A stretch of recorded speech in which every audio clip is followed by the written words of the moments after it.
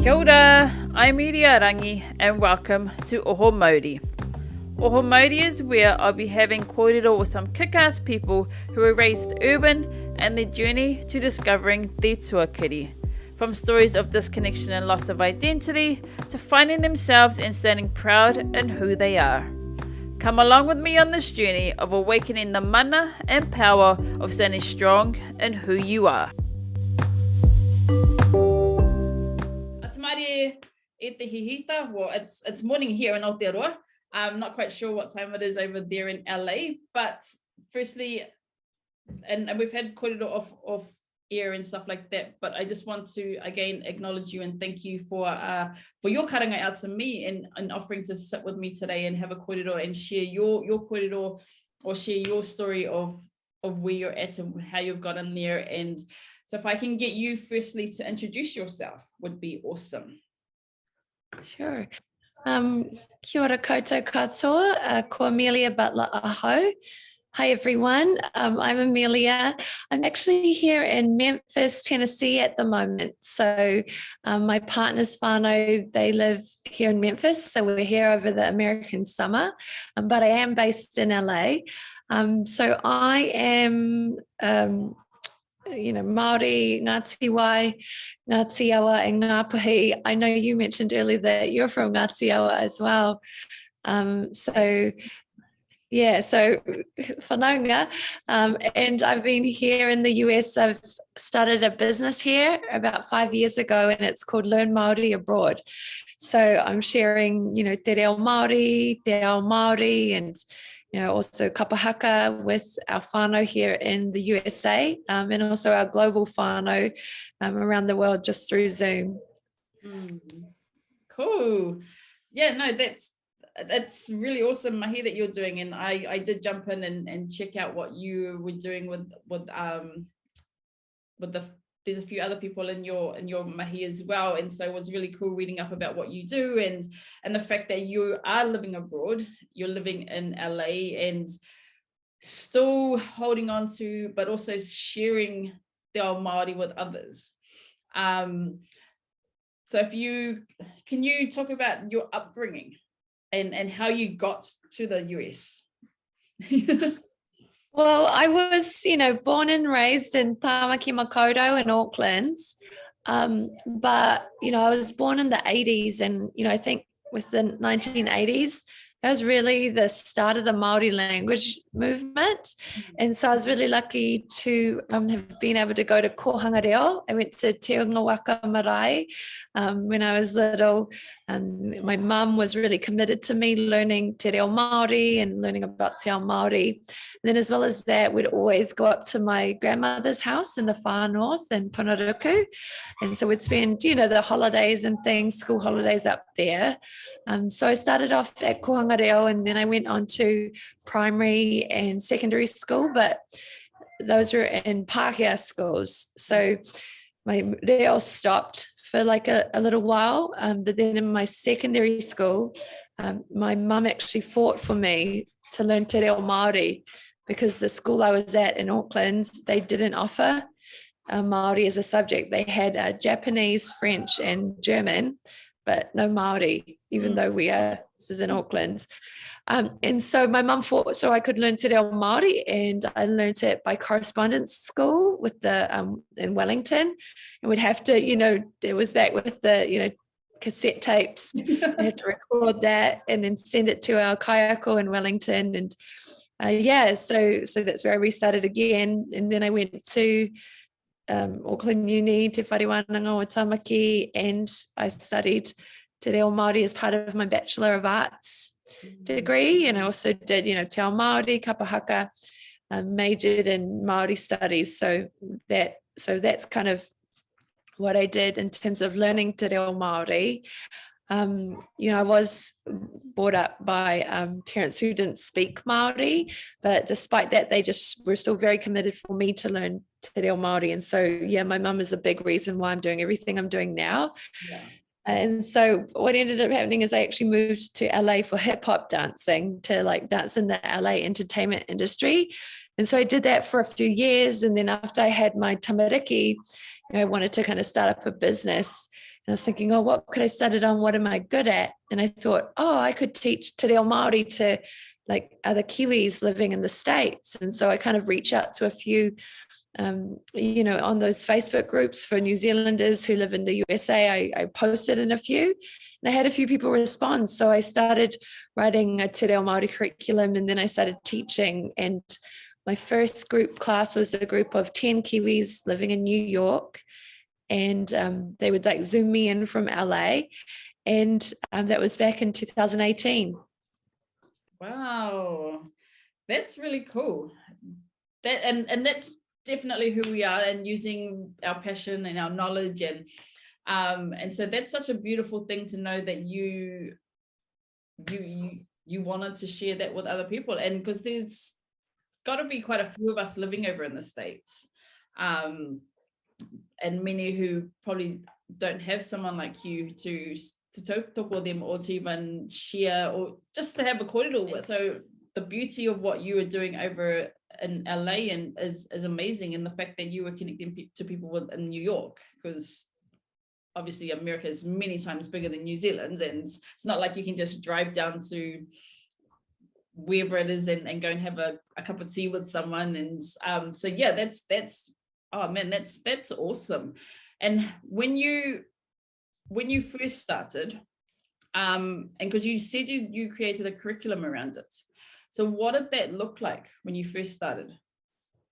So, when I first started, it had been a while for me, because I'd been living in America for, the past few years. And so I hadn't really spoken or even connected with Te Ao Māori or Te Reo Māori myself. So I was looking online for like a course to do, and I ended up doing one in Otaki, and just like they have this online course and it's free for New Zealanders. And so I put myself in that just to kind of get a bit of a brush up on my own reo. And from there I just wrote a beginner's level curriculum. So just really like the basics, like the vowels, the consonants, pronunciation, greetings, basic sentence structures.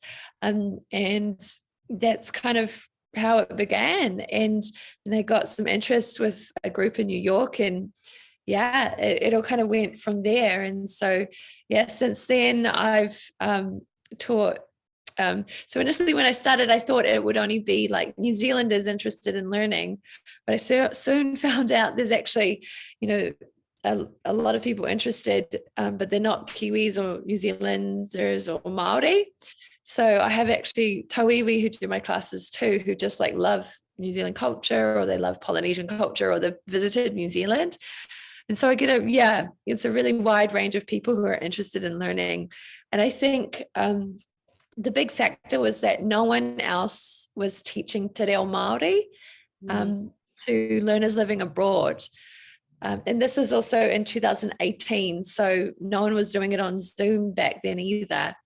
And so I think outside of, Aotearoa and Australia, like I was the only one teaching Te Reo Māori and making it accessible for people living outside of Aotearoa. So I think that was kind of a key factor, because people who live outside of Aotearoa, they just didn't have access to learning. And so I just, as someone raising my tamariki in LA, I thought, there's going to be others who really want to learn Māori and even raise their kids speaking Te Reo Māori, but they can't because they don't live at home. Yeah. So it did end up, ended up creating a whole new kind of just reconnecting to all the people who couldn't do Te Reo Māori back in Aotearoa because it wasn't on Zoom back then. And because they didn't have anyone teaching it where they were. Yeah.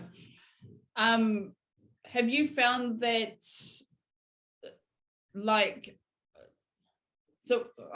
am I going? Have you found that have you had any like Indigenous, like Native Americans who have wanted to learn about or learn more about Māori or the Māori culture and Te Reo? Yes, I have. And it's always such a privilege when I have our like Indigenous brothers and sisters in class.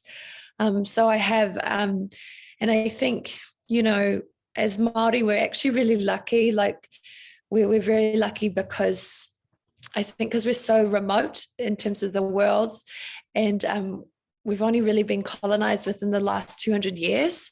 And so we've been able to retain a lot more mātauranga, more knowledge, and we were able to retain our language gratefully. And now we're in this really big Māori language movement. Whereas some of our Indigenous brothers and sisters, especially here on Turtle Island, Native American brothers and sisters, their languages have been completely wiped out, and they've like completely lost them, which is really super sad. But I think the great thing is, because, you know, all Indigenous people at the core, at the roots, we're all the same. Like we all have those same beliefs, the same whakaaro. And so I'm really grateful that, you know, I can have Indigenous people learn about our Maori culture as a vehicle, as a way for them to connect with their own indigeneity. And so this is why I do share our language and our culture freely. My classes are open to everyone because I want people to have access to connecting with their own indigeneity through the vehicle of the Māori language and Te Ao Māori. Yeah, because I was just going to ask that. Have you had many of your tauira after sitting with you or after learning with you wanting or actually developing and going to find out more about their own Indigenous cultures? Yes, definitely. And it's always such a joy when, you know, because they've learned and been exposed to Te Ao Māori, it really makes them want to find out more about where they're from and where their ancestors are from, and, you know, where they whakapapa to. So yes, that's definitely happened. I've had people say, you know, when I'm sharing pepeha, they'll say like, oh, now, you know, I want to find out where I'm from. And so, you know, we kind of, we have different ways of expressing pepeha, depending if you're Māori or not Māori. And so it's been really just a really rewarding experience for them because, you know, even Americans who have done my class, they've never thought like that before. They've never thought, what mountain do I connect to, or what river or what, you know, body of water am I connected with? And so in a way, I'm teaching this whole new way of thinking. And just really re-indigenizing their whakaaro. So then that eventually leads them to wanting to find out more about their Indigenous roots, you know, where their ancestors are from. And so, you know, I think that's just amazing because I know for us as Māori, we get a lot of our power and our mana from knowing who we are, where we come from, knowing our whakapapa, knowing our iwi, and, you know, our whenua. And so it's just a gift that I can, you know, that I can share this with others, and that they can be empowered in who they are, and learn more about their culture and their indigeneity. Yeah, and because that right there is what my biggest thing for, like we were talking about the Māori students at my school, and it's them finding out who they are is my biggest push. So for me, it's not, I don't want to teach them to speak te reo because, cool, you can learn a language. But if you don't know who you are first, then it's not going to mean anything to you. And so for me, pushing them to find out who they truly are as Māori, where they belong. And one of the biggest issues since I've been teaching that, it's not an issue, but one of the biggest mamai for me since I've been teaching is the fact that when I have a kōrero with one of my Māori tauira, and I say, oh, so where are you from? I'm from up north. Anywhere in particular up north? Nah, my dad just said we're from up north. And that's as far as their mātauranga goes, is they just know they're from up north. They don't know their iwi, they don't know their hapu.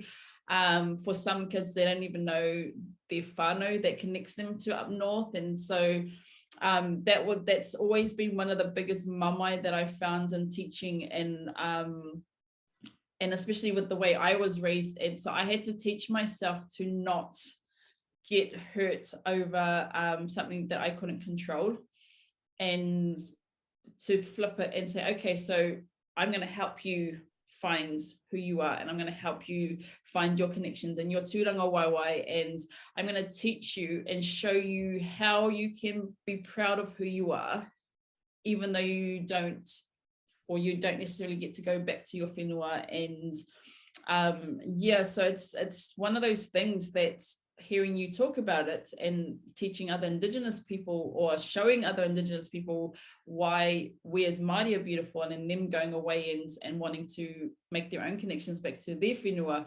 I think that's one of the most beautiful things that make us who we are as Māori.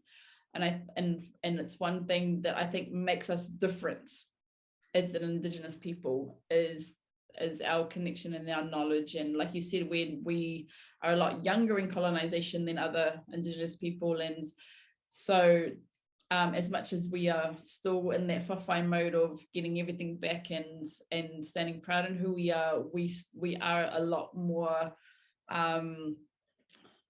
not lucky, I wouldn't say lucky, but we are a lot more lucky in the fact that we still have a lot of what we our tupuna had and our teachings and things like that. So it's always a beautiful thing when we get to share with other Indigenous people and you just see that spark light up in them and seeing this massive, like it's one of those light bulb moments, I guess, where you see their mana shining.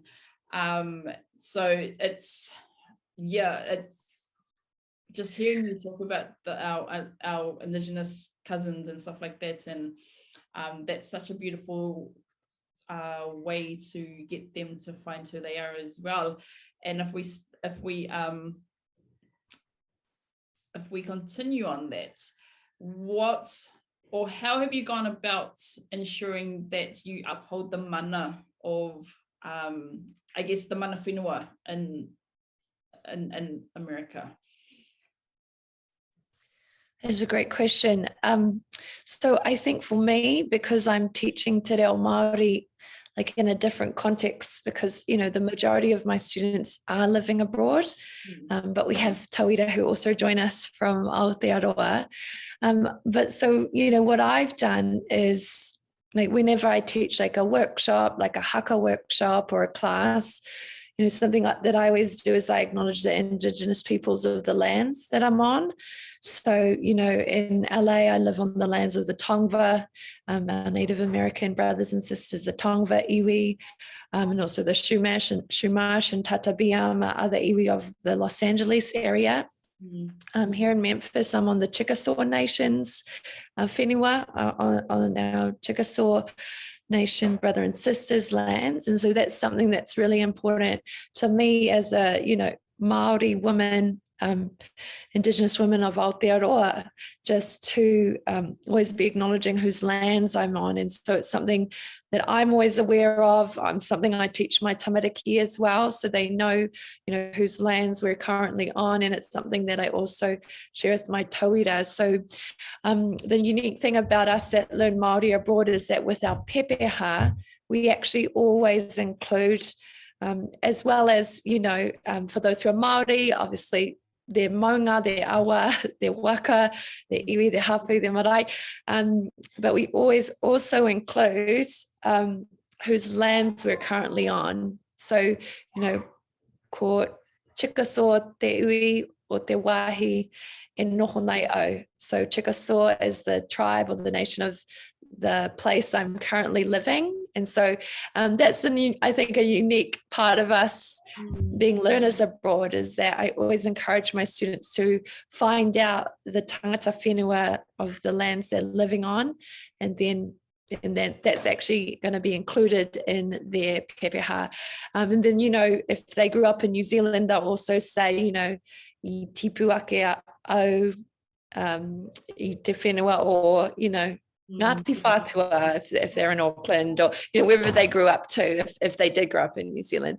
Yeah, so I guess that's something that's quite unique to us at Learn Māori Abroad, is that we do acknowledge the tangata whenua of the land we're on, because for me, I think, that's vitally important, and it's something I always do, when I do my mihi and te reo Māori, acknowledging, rangi nui and papa tuanuku.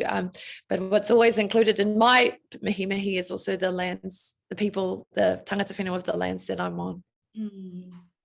A tahua rawa taua kōrero.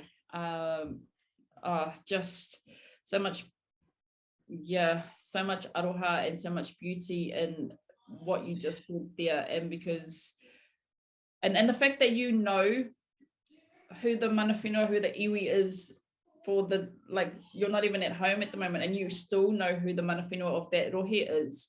I think that's an amazing that's an amazing thing to know. That's, and I guess if you were to go somewhere else, you'd also know the mana whenua of that's rohe as well. And so the fact that you ensure that you know whose whenua you are standing on, I just think that is the most beautiful thing, because it's something that we, not necessarily Indigenous, but we as people sometimes forget to acknowledge every whenua that we stand on.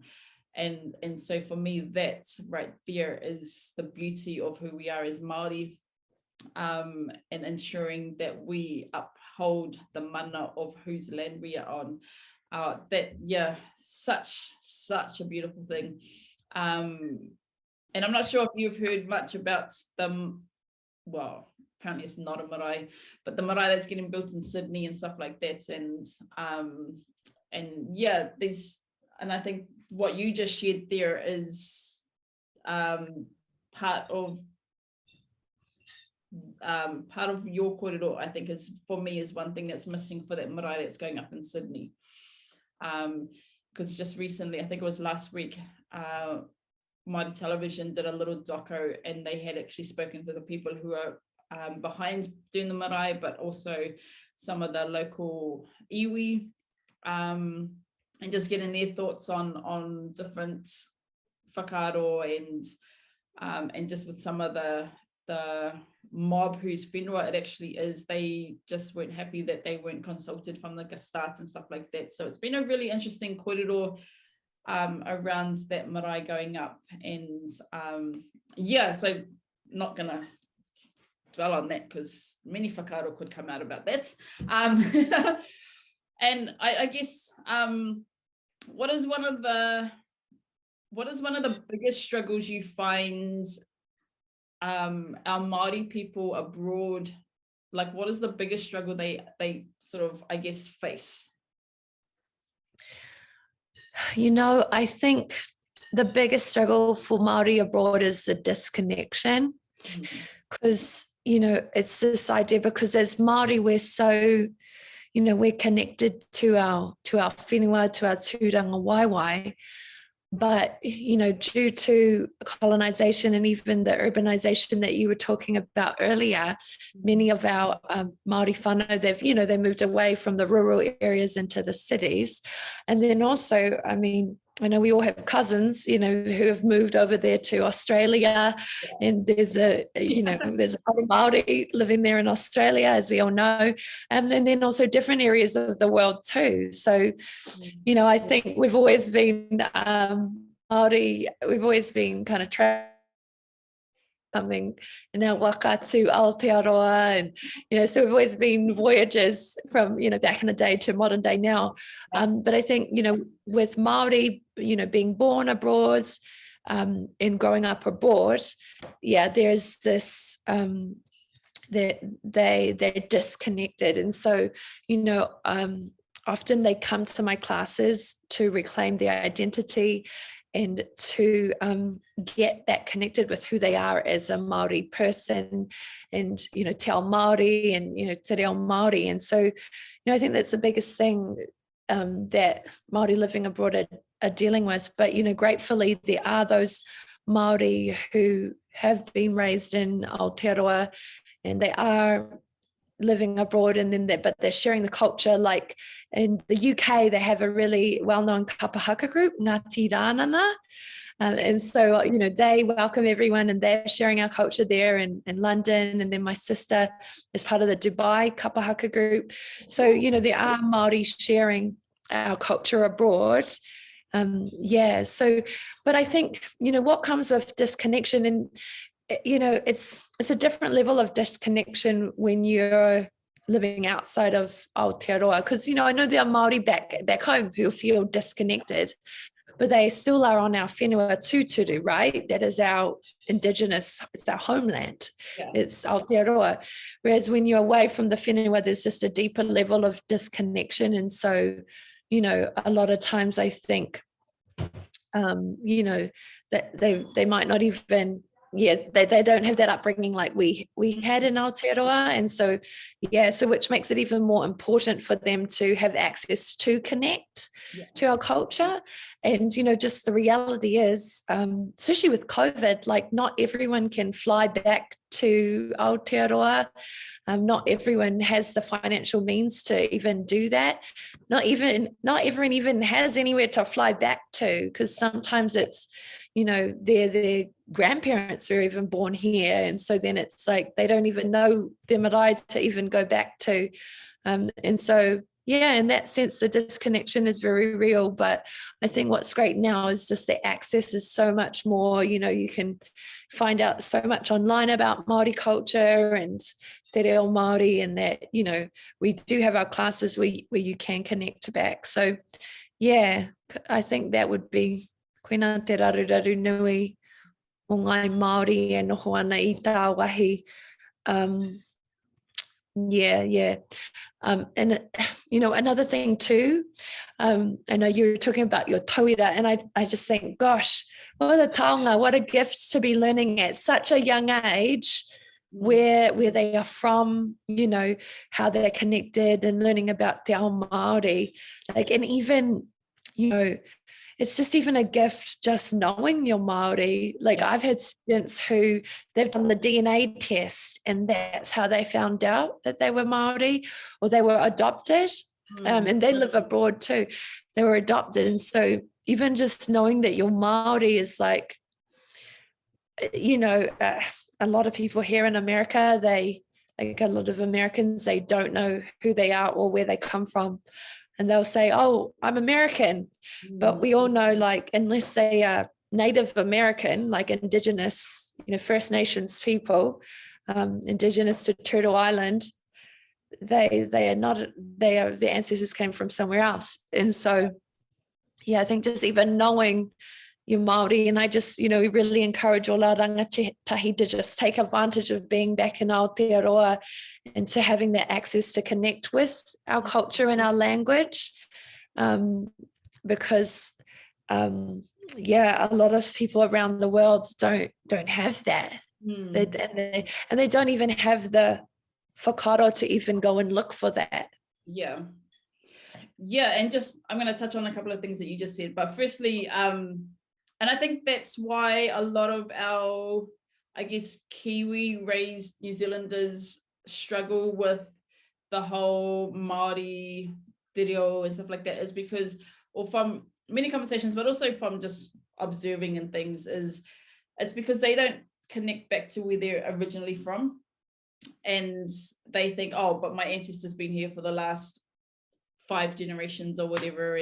And so this is who I am. But one of the biggest things that I've, and I remember listening to this podcast, and they were just saying that there's a Pākehā lady, and she was just saying that she was challenged when she went to a te reo class, and her kaiako told her to go and do her pepeha and to go and research who she was.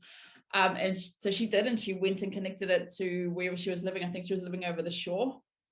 And so she made her connections back to the shore, and then she took it to her kaiako, and her kaiako was like, no, where are you from? I want you to go and find out where you're from. She goes, but I've been here for 7 generations, and so this is who I am. They were like, no, I want you to go back and find out, okay, before those 7 generations, where were you from before then? And so she was just talking about how when she did that, that's when she truly found out who she was.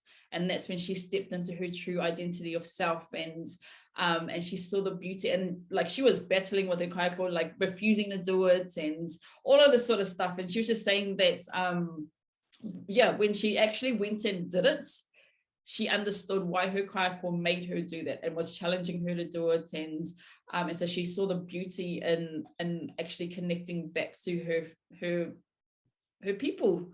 and back to her whakapapa, and so yeah, it was such a beautiful kōrero to listen to, and hearing it from like a Pākehā perspective after being challenged and things, and she was just saying that now she understands why so many other Kiwi, I guess Pākehā, struggle with it is because they were like her, like how she used to be, and she just thought, no, I've been here for this generation, and I was born and raised here, and but yeah, it was that challenge that she then realized, okay, pepeha and connection is deeper than just being born in a place. Yeah, so I just thought I'd share that, but also I wanted to ask, how do you stay connected? Because you talked a lot about teaching your tauira about being connected, and that's the biggest issue with our Māori overseas and abroad. But how do you stay connected for yourself to, I guess, your whakapapa and your pepeha and who you are as Māori? So I was really fortunate. I got to, very fortunate. I was able to go back home in 2020 over the COVID period. And then also we were back home last year as well, 2021. And we just got back here to Turtle Island in May. And so, you know, we were in rural Northland, we were in Whangaruru, and my kids were going to like a bilingual rural school out there, and so I got to spend a lot of time with my whānau, you know, my mum, my uncles, and so, you know, my uncle took us around, you know, the whenua and the moana, and, you know, did a lot of kōrero about the history of where we're from up there in the far north. And so, yeah, I'm definitely very grateful to be able to travel back home and, you know, to maintain that connection with where I'm from. I'm also the part of my whānau trust too. So I also host all the like the Zoom meetings every month. And so, yeah, still very involved with my whānau, and yeah, back up there in the far north. And then something else I also do is I'm always, so my whakaaro is, even though I'm a, you know, te reo Māori teacher, I'm always a student. So I often connect. I have a lot of friends, Māori and also Pākehā back in Aotearoa, and, you know, we'll speak over Zoom, you know, weekly. So I, you know, kōrero I te reo Māori. And so that's how I, you know, maintain my connections. And I've even done like a couple of just online classes and, you know, wānanga and things from this side, from stateside. But yeah, so, you know, we're so lucky in this day and age, I think, with the technology. Yeah. And I often think like, oh my gosh, what would our tupuna say if they knew that, you know, here's us, like, you know, we go to the store, we go to like Target, and I'm speaking Māori to my girls, and I know this is here in Memphis, and I know not one person understands what we're saying, but that's okay. I think, wow, what would our tupuna think? We're speaking Māori here in Memphis, so we're teaching Māori to people living in the UK, Europe, you know, Dubai, Japan, Singapore, Australia, New Zealand, like, and I just think, oh gosh, I think they wouldn't believe it. They'll be like, what? Like, they wouldn't imagine that our language is now being shared all over the world. And so, you know, a lot of reasons, like when I first started, you know, learning te reo Māori as a young girl, it was, you know, my mum wanted me to learn, and then I did it in secondary school because I wanted to learn as a Māori wahine. And then I had the, you know, my tamariki, so I'm like, oh, I'm doing it for my kids. But now everything I do, 100% is all for our tupuna, because they weren't allowed to speak our language. They were beating for speaking it, for speaking it. And so, you know, that's why I think, you know, because we live in the time that these days, you know, we're not punished for speaking te reo Māori, we can speak it freely. And so I intend to take full advantage of that and not only speak to my tamariki, but to share it with as many people as possible, because our ancestors could not do that. So, you know, I think this is our privilege of being alive now in the age of the internet, where we can really share this taonga and, yeah, provide that generational healing from what our ancestors went through. Yeah, Oh, that's so awesome and so amazing. And I guess that unlike, well, not unlike, I guess for you, that's such an awesome thing that you are still on like the board or the committee for your whānau, and but not even the fact that you're coming home quite often, but more the fact that you are still connecting back to your whānau that are still here in Aotearoa or wherever they are around the world, and you're still upholding our tikanga of those wānanga and wānanga spaces and hui and stuff like that. And so it's been, yeah, that's such a beautiful thing to have heard how you are staying connected, because it's one thing that I guess for many Māori or Indigenous people who are living away from their whenua, it's then finding a way to get connected back to their whenua. And I know one of my friends, I've had a conversation with her, and she's from the Cook Islands, and one thing that she does is she goes and stands in the ocean, and when she needs to connect back to Rarotonga, so she'll go stand in the ocean, because in her wairua she feels like it's getting sent out to her whenua, and then they're sending back to her what she needs, and that's the way she's staying connected to the Cook Islands. And so I thought that would be an awesome chance to get to ask how you are doing that. I was just wanting to add another way I stay connected is we have our Kapa Haka group, Ngā Anahera Māori in LA, and so most of us are Māori, so raised in Aotearoa, so that's another way I stay connected, in person, that is, with other Māori. And and I think as Māori, our tupuna are always with us, and since they're in Te Awatua, they can be anywhere. Restricted. So I believe my tupuna are with me, and here, and so another way to stay connected wherever you are in the world, your tupuna with you. Do you ngaho with your kapa kōrero? Like, do you go and perform at different kaupapa or? Yeah, we do. So we we do a lot of events for the Kiwis in LA community. So we'll perform every year at their like art show, and we've also done some like corporate events as well. So Jason Mamoa, he did that haka for Aquaman. He did a haka on the red carpet, and so then they called us and they're like, "Oh, we want you to do the haka at the opening of the Aquaman exhibit." And so we got to do that at the Warner Brothers studios in Hollywood. And that was cool. And I just appreciate that they asked us, because, we're the only authentic Māori group in the sense that most of us are Māori. And, there's a lot of other Polynesian groups, but they're not Māori. So it's really cool. There's been just the opportunities over here have been quite amazing. Like, I've even traveled doing and teaching haka for like corporate companies as part of their team building or team bonding and empowerment.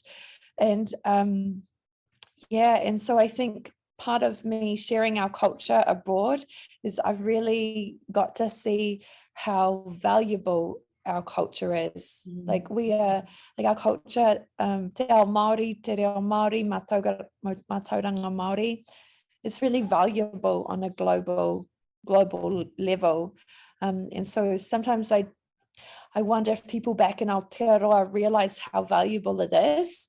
And because you're surrounded by it every day. Yeah, I get it. You're like, oh, I can always learn te reo Māori later, or the wānanga will always be there. But I think being abroad, you do start to realize, wow, like, even just here in the USA, like, people are just so grateful to be learning like poi of someone who's Māori, like, just like things like that. Like, whereas back home everyone does the poi, but here they're just like, oh, they'll give me like gifts and stuff and be like thank you for teaching us. And I'm like, oh, they're so sweet. But again, I think just because there's like not a lot of Māori sharing our language and our culture on like a global level, and as far as I know, I'm the only one sharing our language, our culture, and Kapa Haka here and on Turtle Island. And I know I've been saying Turtle Island. So Turtle Island is the Native American name for the lands I'm on. So Turtle Island includes Canada, America, and Mexico. Oh, And so I like to call this land Turtle Island, because that's the way that I can honor and acknowledge the Indigenous people of the lands I'm on. yeah, that's awesome to know. What, because over the last few years, there's been a lot of, like, especially in America, a lot of different sports teams and different, I guess, at different events, you see a haka pop up, and when done right, they're amazing.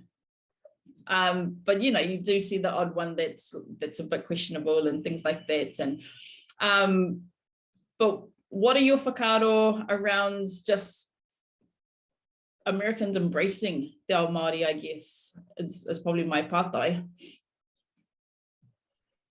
You know, so for me, and you know, part of the reason why I do share Te Ao Māori and Te Reo Māori with everyone is because Americans just don't have access to connect with it gives them an access to connect with an Indigenous culture and to see the world differently that they just wouldn't have otherwise. And so I think a lot of Americans are really attracted to our culture because, for example, like the haka, right? There's haka videos that have gone viral on social media because people watch it and they just think, wow, this is amazing. And they really feel it on a deep level, a deep spiritual level. So here in America, there's nothing like that. You know, I'd say maybe the closest would be maybe like martial arts from like the Asian countries. But here in America, they don't have that kind of way of expressing themselves.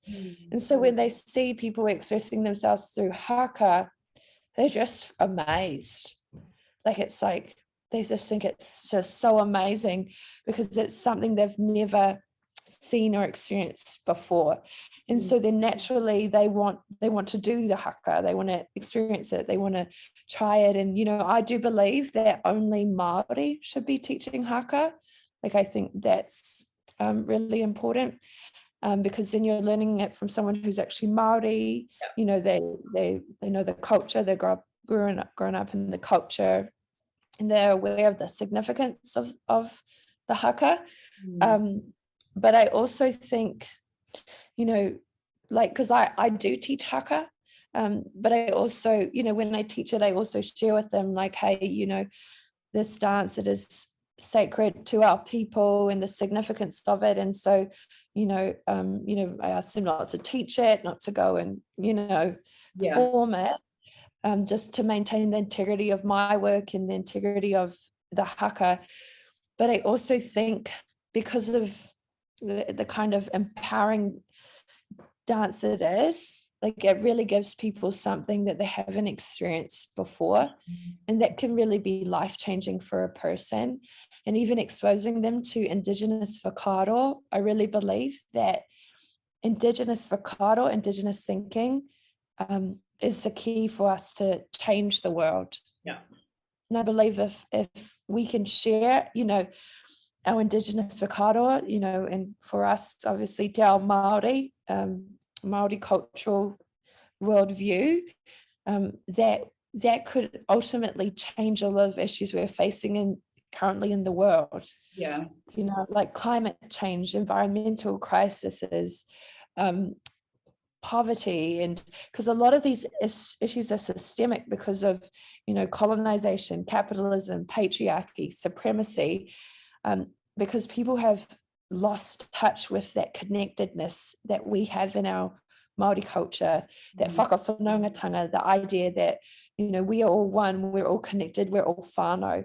And so I do think by sharing Indigenous knowledge and Indigenous whakaaro, that we can make the world a better place. And so that's ultimately why I do it, because I believe, you know, as Indigenous people, we've been doing these things for thousands of years. You know, and it's really the Western culture that's come along and, you know, created a lot of the really toxic situations that we all live in, you know, that do not work. Like they don't work, you know, the ideas of capitalism, or, you know, taking resources from the environment. Whereas if we were living in line with Indigenous whakaaro, there'd be plenty for everyone, because we wouldn't be, you know, taking so much from Papatūānuku. And so, yeah, so that's my grand vision, my big vision, that by sharing Indigenous culture and Indigenous whakaaro with others, that we can make a difference in the world. Yeah, and it's been an interesting thing back here with our with mātauranga Māori, and like especially in the science world, and scientists saying that mātauranga Māori isn't science. So there's been a lot of kōrero around people challenging mātauranga Māori, and where if it even holds a space. And like you just said, our mātauranga and our Indigenous ways of doing things and thinking is actually what, I guess, what allowed us to live in such a way where we flourished in every aspect of our lives. And whether that was through our kai, or whether that was through building, or whether that was through just sharing with each other, the way we as an Indigenous people lived and thought and still do is why we flourish so amazingly well in environments that aren't doing so well. But yeah, it's Indigenous knowledge is definitely a beautiful thing, and Indigenous knowledge, I think, needs to be, well, I'm speaking more specifically here in Aotearoa, Indigenous knowledge needs to be appreciated more than what it is, because it's like you said, if we allow our Indigenous knowledge to be implemented, things like climate change would be so different, because it's our Indigenous knowledge that has the ability to teach how to look after Papatūānuku better, how to look after the taio better, and how to look after what pollutions are getting released and things like that. And so if we allow our Indigenous mātauranga to be put into the forefront, I believe we'll have so many different, we wouldn't be living in the same way that we are today, especially around climate change and just the effects that we as humans are having on the whenua and on our earth and things like that. So yeah, that Indigenous knowledge is I think needs to be put at the forefront of everything we do, because it's such a beautiful, it's just the way and we think, and acknowledging that there are issues and there are natural ways of, I guess, fixing what damage we have done that shouldn't have happened. And I guess what I'd love from you are some words of encouragement for people, like for other, not just Māori, but I guess for Indigenous people around the world who are so far away from their tūranga wāre, who are so far away from their whenua and their connections back to their tuakiri. What would be some words of encouragement from you for them to, I guess, keep pushing and keep, or even getting connected to someone who, like yourself, who shares your mātauranga and deal with other people? Well, you know, for me, something I like to share with my friends here is our whakatauki, you know, he kākanoa hau I rea mai rangi ātia.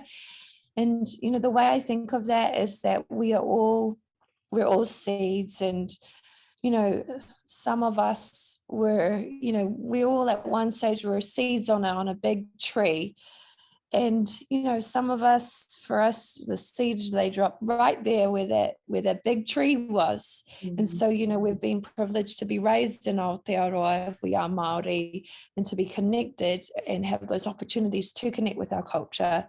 But many of us were blown by the winds of tāwhirimatia to different whenua, to different lands. And yeah, so for example, my partner, he's Black American, and so his ancestors are from Africa, and they were enslaved and they were brought on slave ships to here to the Americas by force. And so, you know, what I like to share with people is that, you know, even if you don't know where you come from, that is okay, because we're all seeds.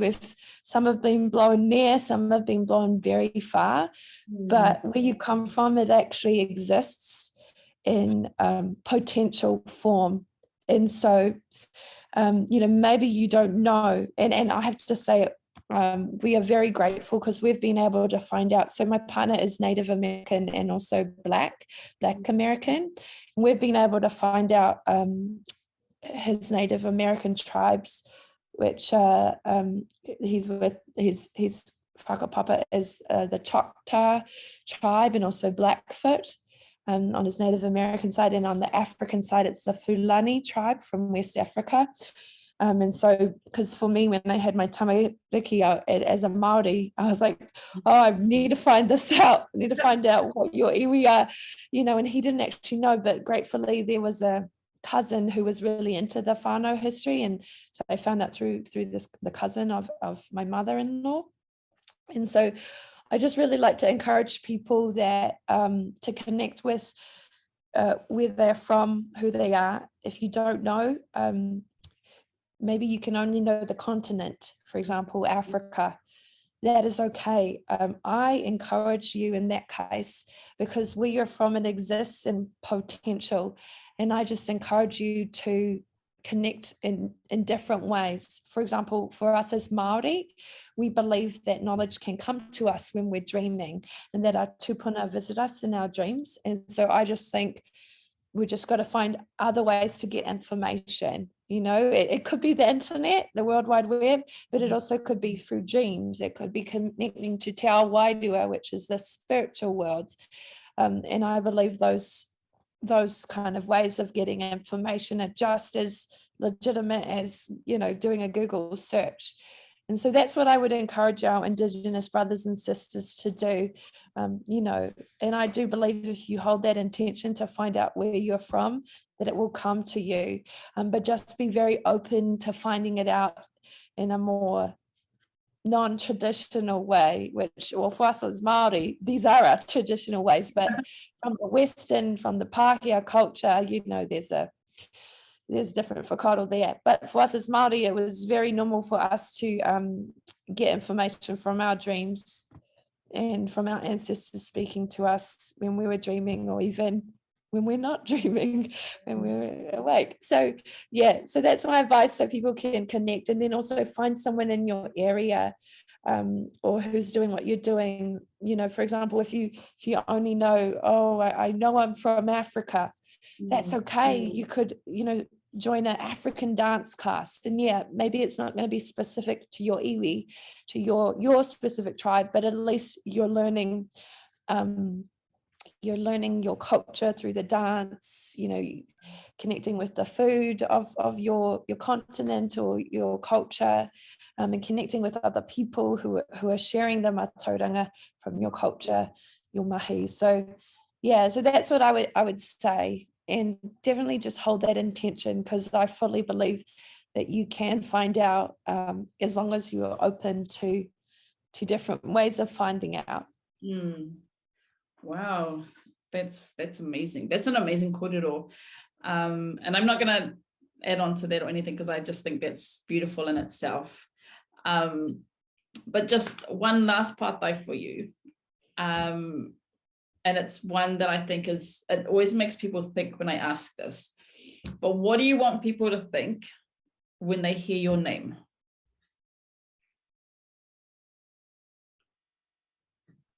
I think that's such a good question. You know, if there was one thing I would want people to think when they heard my name, it would just be like, oh, Amelia, oh, she made a difference in my life. And that would be the biggest honor that I think I could ever have, that I was able to, you know, touch someone's life, that I was able to make a difference in their life, you know, through the work I do. or you know, through sharing the Maori culture, that they just, you know, would be able just to connect on that deeper level to who they are or who they were. But yeah, ultimately that would be the greatest honor, just to make that they would think of my name and think that I, you know, like I made a difference in some way in their life. Real interesting. Just before I wrap this up, real interesting, because my my teaching philosophy is based around the whakatauki whaia te kahurangi ki te tū o koe me he maunga teitei. So my biggest goal or my teaching philosophy is, if I can be that one positive voice in any child's life, if I can be that one person who reminds them how amazing they are and how much they can achieve in life, then that's when I know that I've done my job. And so just hearing you talking about that reminded me of what it's always been my goal, or what's always been my vision, or what's always been my dream, is to just be that one voice for that one kid that everyone has written off, or that has been told their whole lives that they're nothing. And it's been such a beautiful thing over the last few years when I've had the chance, or when my ex-students have come back to see me, and it's those kids that you don't think you've done anything for. Like, it's those hotusu kids that you just yell at all the time, or you're correcting all the time, and it's like those are the kids who come back after however many years, and they've just come back and seen me, and they're like talking to me about what they've done and what they're doing and what they've achieved. And it's like, and I remember, I think it was a couple of years ago, where I've had an ex-student come back and like just brought me this koha and just saying thank you for what I thought was nothing, but obviously it made an impact in their life and so it's those moments that I think are the most beautiful moments that we could ever have. And so yeah, just jumping on what you want people to remember you for, or to talk about or think when they hear your name, I was just like, that's exactly what I want to do for my students, for my tauira, is to, like, yeah, just for them to remember that I will always be that positive voice for them, or I'm always here no matter how old they get. And I hope they hold on to something that I've shared with them. And but yeah, I just thought I'd share that little kōrero with you. Engari, e te māreikura, e te wahine toa, nei rā ku mihi, o ku mihi aroha, o ku mihi nui, o ku mihi maioha, nei rā ku kupu ki a koe tēnei wā, mō mahi hei, e hara i te whakanui i te ao Māori, engari hei tūkaha i roto i tō tuakiri. Mō mahi kia whakapakiri, mō mahi kia kaha ake te ao Māori ki te ao. Nōku te honore kia noho tahi i tō tahi i tēnei ata. Kia rongo i tō kōrero, kia rongo i tō ngākau, mō tō mātou tuakiri. It's just been an amazing privilege to be sitting with you today and to hear your heart for our culture, but more so to hear your heart for wanting to help others. And for me, that's one thing that I was taught by my karawa and kuia, was we are a people who wants to see others flourish. So nothing we do is about ourselves. We are a generational thinking people. We are not just thinking about ourselves, but we think about the next 10, 20 generations that we are coming, that come after us. And I heard a kōrero this morning from one of the podcasts I listened to, and he was just saying that we are the tipuna for the next generation. And what legacy are we going to leave for our future generations, and what sort of tupuna are we going to be for the next generations? And so for you, e te rangatira, you are doing such amazing things that I love the fact that you walk around an American supermarket or shop and you are using te reo Māori for with your tamariki, and you might get those weird looks of like, what are they talking, or what are they saying, and all of that sort of stuff. But the fact that you are raising your own tamariki away from their whenua, but ensuring that they hold on to the mana of their people. Not just our Māori culture, but also their other two Indigenous cultures of their African heritage, but also their Native American heritage.